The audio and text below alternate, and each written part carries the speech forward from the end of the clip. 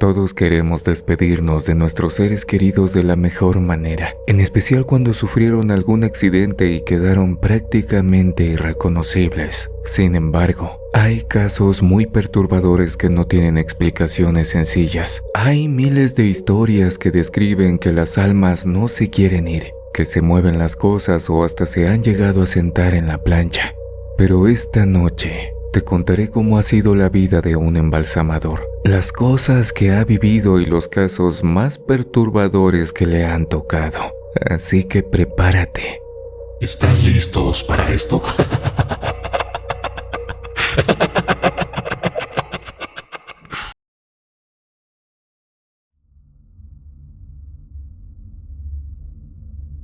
Cuando terminé la universidad jamás imaginé que acabaría por desempeñarme en lo que hoy hago. Durante mis años de estudio, me preparé para tratar cuerpos, convencido de que sería un oficio tranquilo y sin complicaciones. Mi idea era simple. Jamás pensaba enfrentarme a clientes difíciles, ni que llegara a recibir quejas o a tener que soportar a gente molesta, exigiendo hablar con el encargado. Sin embargo, la realidad demostró que mis expectativas estaban muy lejos de lo que ocurría en mi vida diaria. En la escuela todo parecía muy sencillo. Nos enseñaban cómo hacer cada cosa, cómo tratar los cuerpos, cómo asegurarnos de que todo quedara bien. Pero ya en la vida real me di cuenta de que no todo era como en los libros.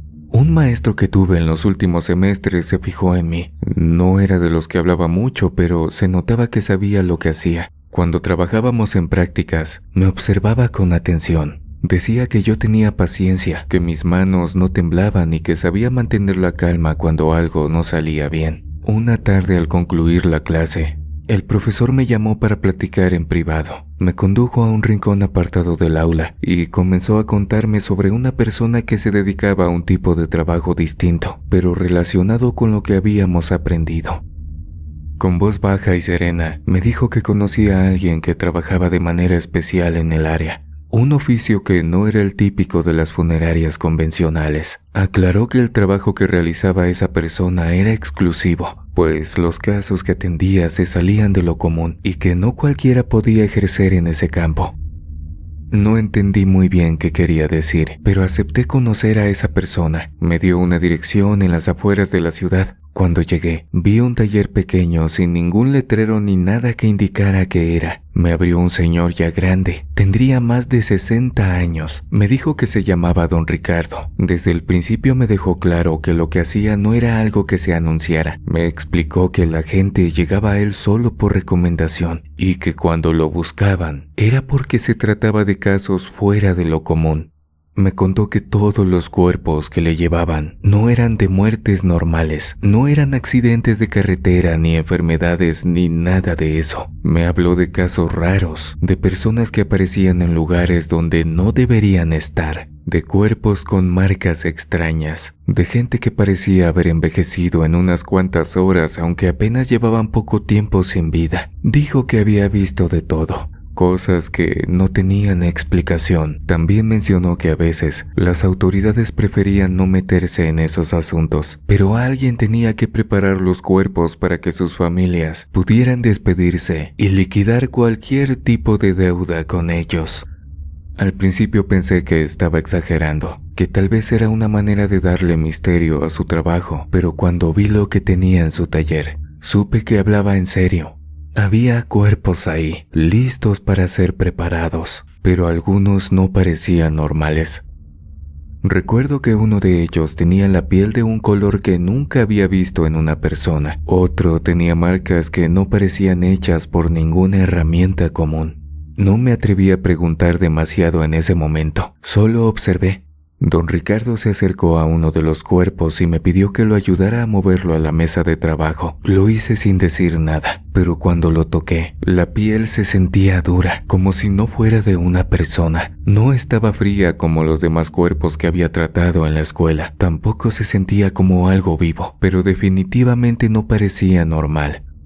Don Ricardo notó que me quedé viendo las manos del cuerpo y dijo que eso no era lo más extraño que había visto. Me contó que una vez le llevaron a un hombre que parecía haber estado bajo el agua por semanas, pero según los papeles, apenas llevaba unas horas sin vida. Su piel estaba hinchada y blanda, los ojos no estaban donde debían y la boca tenía rastros de algo verde, como si hubiera tragado plantas.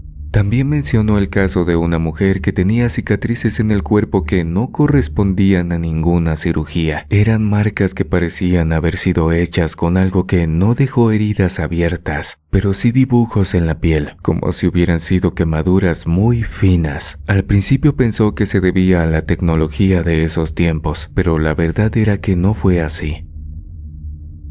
Continué ayudándolo con lo que me pedía. Me mostró cómo preparaba los cuerpos, pero no usaba los mismos productos que enseñaban en la escuela. Me explicó que había casos en los que los químicos normales no servían, que tenía que usar mezclas especiales para evitar que los cuerpos cambiaran de apariencia mientras estaban en la funeraria.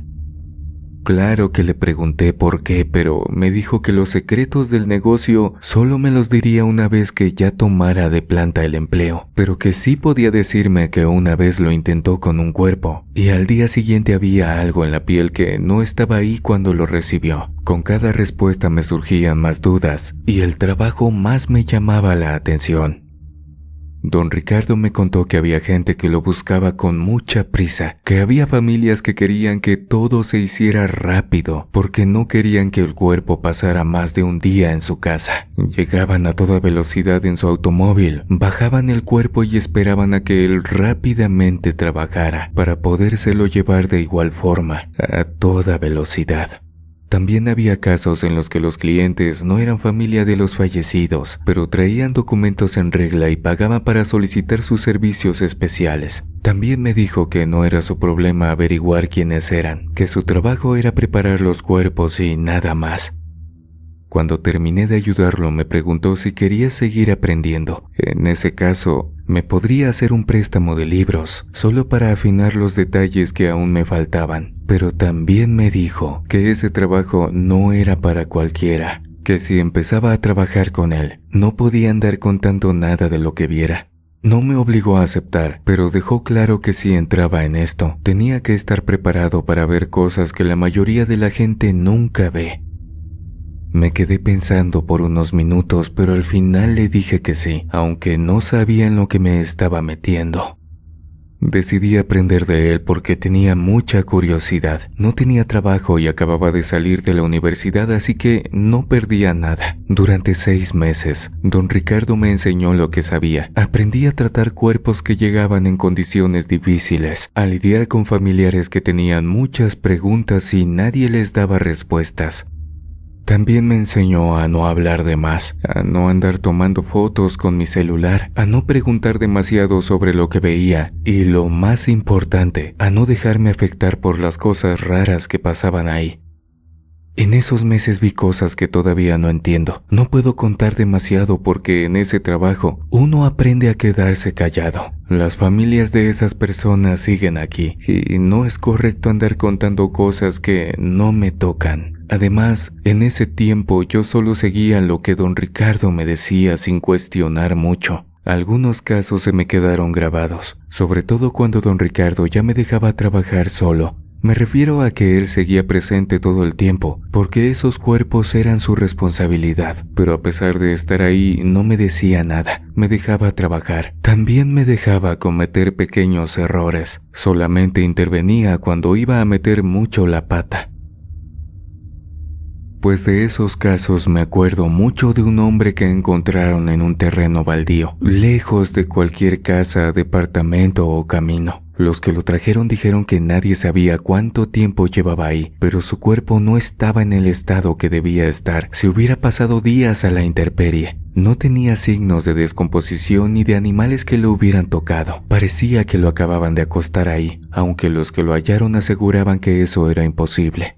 Cuando destapé el cuerpo para revisarlo, vi que tenía la piel demasiado tensa, pero no hinchada, solo tirante como si estuviera más ajustada de lo normal. No era algo común, pero tampoco podía decir que fuera imposible. Lo extraño vino después cuando empecé a limpiarlo. La piel no reaccionaba al contacto con los líquidos de la forma que debía hacerlo. Era como si no se absorbieran bien, como si solo resbalara en lugar de mojar la superficie. Me tomó más tiempo de lo normal hacer el proceso, pero lo logré. No le di muchas vueltas al asunto, solo lo dejé listo y pasé al siguiente.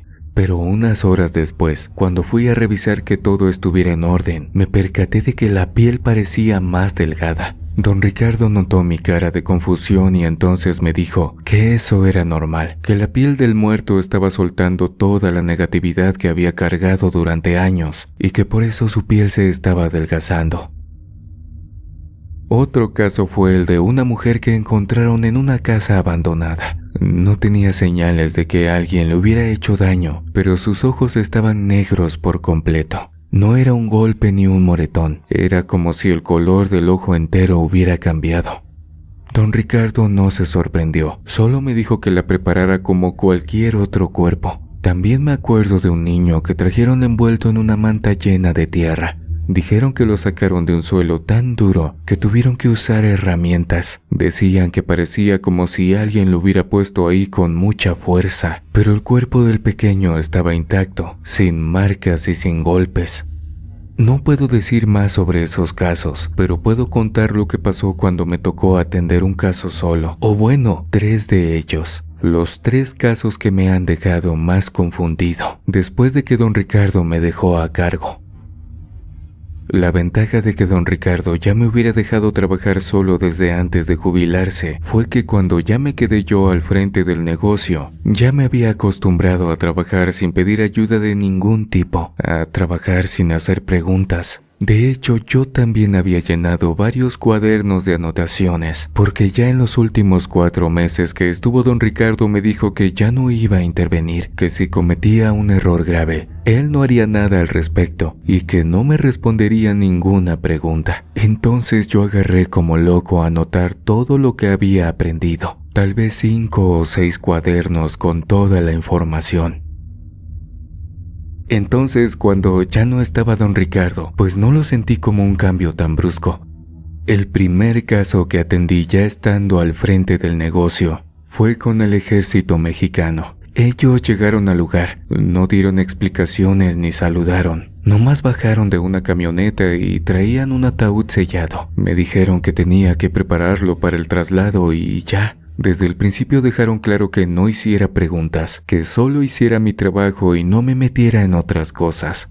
Cuando abrí el ataúd, vi que era un militar. Por el uniforme se notaba que tenía un alto rango, pero lo primero que me llamó la atención fue cómo estaba el cuerpo. Tenía marcas por todo el torso y los brazos, como si algo lo hubiera rasguñado con mucha fuerza. Al principio pensé que podía haber sido un animal, pero mientras iba avanzando con mi trabajo, me di cuenta de que era algo raro. Las heridas no eran como las que deja un animal común. Estaban en posiciones que no coincidían con ningún ataque que yo hubiera visto antes. Lo que más me sacó de onda fueron las marcas en el cuello y en la cara. Parecían mordidas, pero no eran de ningún animal que yo conociera. Los dientes que habían dejado esas marcas eran demasiado grandes. No tenían forma de colmillos de perro ni de felino. Eran otra cosa. Luego me fijé bien en los brazos y en las manos. Se notaba que se había defendido. No era alguien al que agarraron desprevenido y ya. El soldado peleó. Se veía que había forcejeado con lo que fuera que lo atacó. Pero esas heridas no parecían de un cuchillo ni de golpes normales.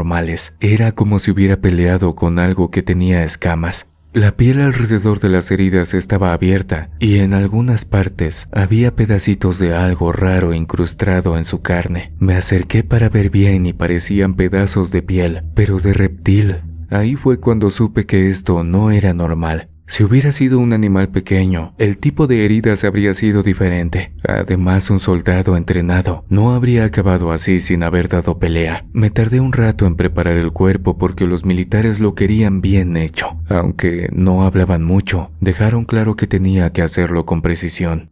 Mientras trabajaba, me quedé pensando en qué pudo haberle hecho eso. Por la forma en que estaba el cuerpo, se notaba que fue una pelea directa. No lo agarraron desprevenido ni lo atacaron desde lejos. El soldado se enfrentó a lo que fuera que lo atacó. Y eso que lo atacó no era un ser humano. Eso es seguro. Cuando acabé, sellé el ataúd otra vez y les avisé que ya estaba listo. Llegaron los mismos hombres del ejército, lo subieron a la camioneta y se fueron sin decir nada más. Unos años después me tocó algo bien raro. Para ese tiempo ya me había topado con cosas extrañas en el trabajo, pero lo que pasó esa vez sí estuvo fuera de lo normal. Me acuerdo mucho de un niño. Tenía 7 años cuando su familia lo trajo. Llegaron bien asustados. Vivían en la Ciudad de México, en un edificio de apartamentos, pero lo que me contaron había empezado en la selva lacandona. Dijeron que se fueron de un viaje y que de repente el niño desapareció. 13 días lo buscaron sin encontrar nada. Cuando lo hallaron seguía vivo, pero ya no era igual. Decían que lo primero que les llamó la atención fue su mirada. Según ellos, parecía que había visto cosas que nadie debería ver. Casi no hablaba y siempre traía una cara muy extraña, como si estuviera en otro lado. Pero bueno, se lo llevaron de vuelta a la ciudad y trataron de seguir con su vida. Solo que con el tiempo, me contaron que un día de la nada, el niño se aventó por la ventana del apartamento donde vivían. Yo hice mi trabajo sin preguntar mucho, pero cuando empecé a revisarlo, noté algo que no cuadraba. Su cuerpo tenía señales de que había muerto varios días antes, tal vez hasta semanas, aunque las heridas de la caída eran nuevas. Lo primero que me brincó fue la piel. En algunas partes del cuerpo, como las axilas y la espalda, tenía señales de descomposición. Eso no era normal si había muerto en el momento de la caída. Luego vi los órganos y también estaban mal. Se veía que el cuerpo ya llevaba tiempo sin vida antes de aventarse por la ventana, pero lo que más me sorprendió fue el corazón. Cuando lo revisé estaba completamente seco, sin una gota de sangre por dentro, como si hubiera pasado días sin latir. Y eso no tenía sentido, porque según la familia, el niño estuvo caminando, comiendo y respirando hasta el momento en que cayó. Algo no checaba. Si el corazón había dejado de latir hace tiempo, entonces no podía haber seguido moviéndose como si nada. La primera vez que platiqué esto utilicé la expresión lógicamente, pero pues si mis experiencias se basaran en la lógica, no tendrían nada de interesante. Aún así, dentro de la naturaleza anómala de mi trabajo, eso de que me trajeran a un niño recién muerto, que en realidad ya estaba muerto desde antes, pero que no se habían dado cuenta porque el niño se comportaba normal. Mira, si solo el hecho de decirlo ya es una paranoia, intentar explicarlo es un sinsentido total. Lo que yo entendí fue que el niño dejó de estar vivo poco después de salir de la selva. No sé qué pasó, pero alguien desde ese lugar le hizo algo, porque su cuerpo seguía moviéndose como si nada, aunque ya no estuviera vivo. Tal vez su espíritu o algo más lo hacía seguir caminando. Cuando me acordé de lo que me contaron, pensé que su espíritu quería irse, pero algo lo tenía pegado a su cuerpo. Puede que lo que le pasó en la selva lo dejó atrapado, sin poder irse a donde fuera que tenía que ir. Y cuando ya no pudo más, lo único que le quedó fue hacer que el cuerpo se aventara por la ventana para acabar con todo. Otro caso que todavía tengo en la cabeza, porque fue de lo más raro que me ha tocado ver, fue de un grupo de gente que parecía seguir una ceremonia muy rara. No me gusta decirlo así, pero en este caso creo que es la palabra correcta. Los que me llevaron el cuerpo eran una secta. No sé cómo explicarlo mejor, así que lo diré como es. Se veía clarito que esa gente hacía todo lo que su líder decía sin pensarlo 2 veces. Bueno, el líder que tenían ahora, porque el que tenían antes era justo el que llevaban con ellos, su propio padre según dijeron, pero no llevaban el cuerpo en una camilla ni en una caja, como lo hacen los demás en estos casos. En vez de eso, traían un tambo grande de metal, de esos que se usan para guardar químicos. Lo pusieron frente a mí como si no fuera nada raro. El hijo del difunto, que parecía ser el que mandaba ahora, se me acercó y sin decir mucho, me avisó que ahí estaba su padre y que necesitaba que yo lo preparara para un procedimiento especial. Cuando destaparon el tambo, lo que vi me costó trabajo entenderlo. El cuerpo que estaba dentro no tenía el aspecto de un cadáver normal. No parecía que lo hubieran quemado como uno se imagina. Era otra cosa. Me ha tocado ver gente que se ha ido en incendios o accidentes con fuego, pero esto era otra cosa. No estaba quemado de afuera hacia adentro como pasa siempre. Cuando lo miré bien, me di cuenta de que parecía que el fuego había empezado desde el interior de su cuerpo y luego se había ido hacia afuera. La parte del pecho, justo en el centro, estaba hecha pedazos, como si todo hubiera comenzado ahí. Mientras hacía mi trabajo no dejaba de pensar en lo raro que era eso. Las marcas en el cuerpo no tenían sentido. La piel y los músculos se veían como si el calor hubiera salido de adentro. Todo su interior estaba más dañado que por fuera. Hasta los huesos estaban rotos de una forma extraña, como si el mismo calor los hubiera reventado por dentro. Yo no soy de meterme en cosas que no me importan, pero escuché algunas cosas mientras ellos esperaban y algo no me cuadraba. Decían cosas que me hicieron pensar que no había sido un accidente. Algo más había pasado. Y ellos lo sabían muy bien. Alcancé a oír que el señor estaba haciendo un ritual importante. Algo que según ellos iba a hacer que su grupo subiera de nivel. Pero algo salió mal. Y lo que pasó después fue algo que nadie pudo controlar. Pensando en todo lo que vi hoy, llegué a una conclusión que todavía me da vueltas en la cabeza. Por lo que parece, en ese ritual intentaron meterle algo al cuerpo del líder, algo que no era de este mundo. No sé si era un demonio o algo parecido, pero su cuerpo no aguantó. Lo que lo quemó no era fuego normal, eso me queda muy claro. Aquí es donde toda la cosa se pone más rara. Yo creo que el hijo ya sabía lo que iba a pasar. No sé si él lo planeó o no, pero es demasiada coincidencia que después de que su papá terminara así en el ritual, él tomara el control del grupo sin ningún problema. No se veía triste ni preocupado, más bien parecía que estaba tranquilo. Hasta daba la impresión de que se sentía aliviado. Mi trabajo fue encargarme del cuerpo y cumplí con lo que me tocaba, pero mientras lo hacía, me quedé pensando en que si el hijo había convencido al padre de hacer ese ritual, sabiendo lo que iba a pasar.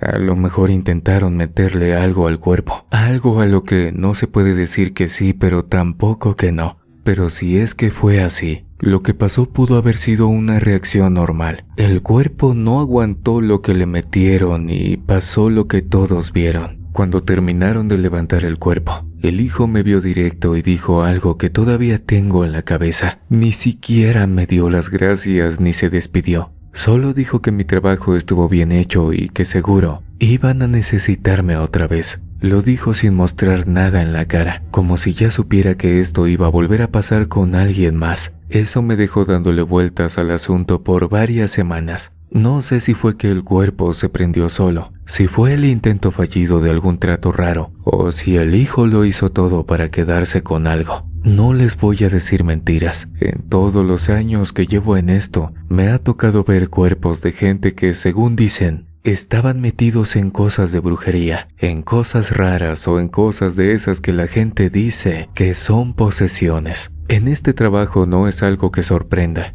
Los que trabajamos en esto, ya sea en morgues, funerarias o cosas parecidas, siempre escuchamos historias de ese tipo. No quise contarles ese tipo de casos porque son los que más se escuchan. Todo el mundo conoce a alguien que ha pasado por algo así. Por eso mejor quise contarles lo que al menos para mí ha sido lo más difícil de entender, lo que hasta hoy no le encuentro explicación alguna.